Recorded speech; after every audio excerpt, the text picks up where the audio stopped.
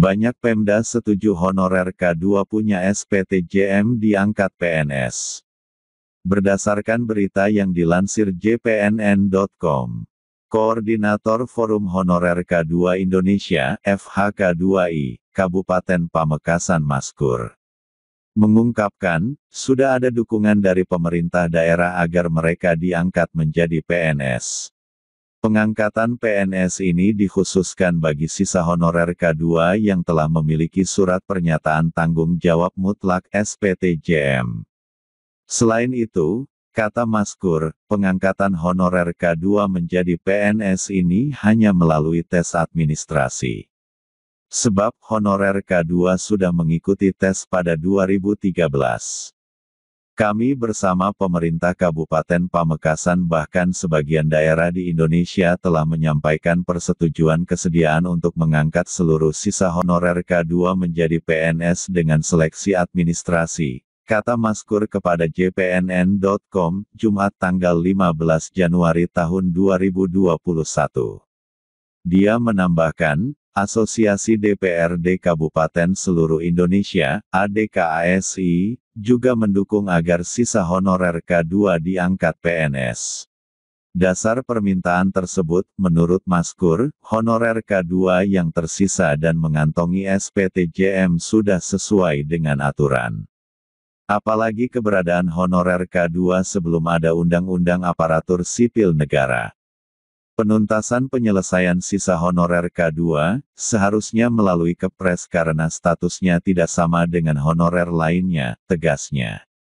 Dia menambahkan, sebagian besar honorer K2 menolak penyelesaian masalah mereka lewat P3K pegawai pemerintah dengan perjanjian kerja. Alasannya, P3K sifatnya kontrak dan tidak menjamin keberlangsungan kerja honorer K2. Dia berharap, pemerintah tidak melupakan janji menuntaskan masalah honorer K2. Dari 439.590 honorer K2 di database Badan Kepegawaian Negara (BKN), baru 20% yang terselesaikan menjadi ASN. Sisanya 300.000 lebih belum jelas statusnya. Selain itu, Koordinator Honorer K2 Nur Baitih membawa kabar baik.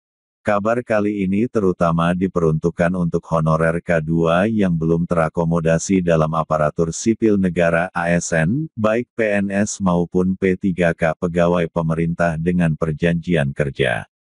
Menurut Nur, sapaan akrab Nur Baitih, pekan depan Komisi 2 DPR RI akan membentuk panitia kerja panja revisi Undang-Undang ASN. Mestinya pembentukan panjanya pekan ini, tetapi karena ada kendala teknis, ditunda pekan depan. Setidaknya pembahasan ini menunjukkan ada titik terang. Semoga ini bukan PHP lagi sekadar pembahasan di atas kertas tetapi bisa benar-benar terrealisasi. Kasihan banget nasib K2 terkatung seperti ini, tutur Nur kepada jpnn.com, Jumat tanggal 15 Januari tahun 2021.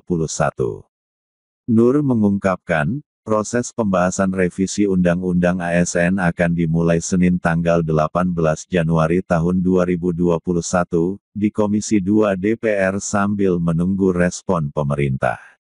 Guru honorer K2 di DKI Jakarta ini, mengatakan akan mengawal rapat pembentukan panja revisi Undang-Undang ASN tersebut. Sebab hanya lewat revisi Undang-Undang ASN, seluruh honorer K2 usia 35 tahun ke atas bisa diangkat PNS. Saatnya seluruh honorer K2 berjuang lagi. Kasihan yang tenaga administrasi. Kalau guru kan sudah jelas ada formasi P3K karena pasti dapat perhatian pemerintah, terangnya. Dia berharap anggota DPR bisa lebih keras mendesak pemerintah fokus ke masalah honorer K2. Jangan kesimpulan rapat di DPR hanya sekadar tulisan di atas kertas tetapi realisasinya belum ada. Pemerintah juga harus bisa menjalankan hasil kesimpulan itu. Gayung bersambutlah. Anggota DPR RI sudah sangat luar biasa memperjuangkan aspirasi honorer K2. Masa pemerintahnya tidak serius juga, ujarnya. Diselesaikan secara bertahap honorer K2 sampai tuntas. Bukan hanya guru dan tenaga kesehatan, tetapi juga tenaga administrasi, pungkas Nurbaiti. Sekian informasi yang dapat kami sampaikan, semoga bermanfaat.